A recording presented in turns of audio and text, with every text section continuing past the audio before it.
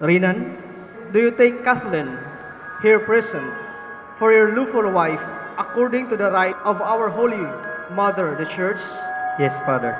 Kathleen, do you take Rinan, here present, for your lawful husband, according to the right of our Holy Mother, the Church? Yes, Father.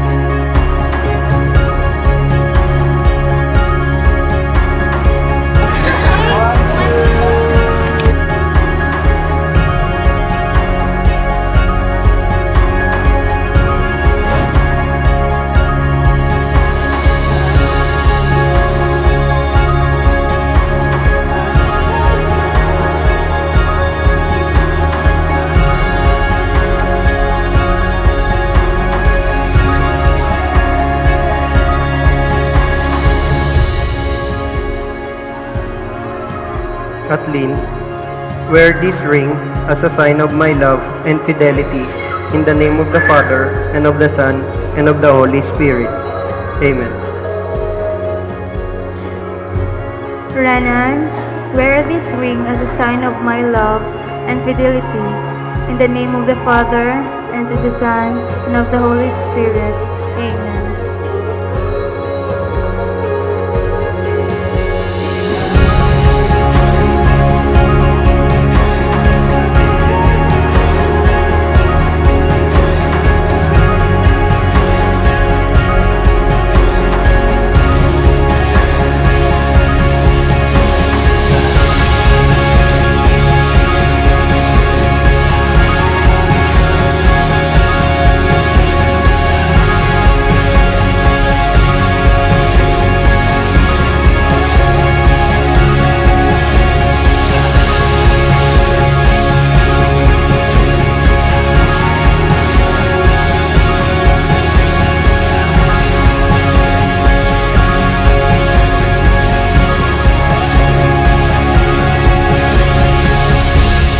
Kathleen, did you come here of your own free will to bind yourself forever in the love and service of your husband? Yes, I do. Rinan, did you come here of your own free will to bind yourself forever in the love and service of your wife? Yes, I do. You'll be joined to each other in the Lord. Therefore, it is a covenant, not a contract.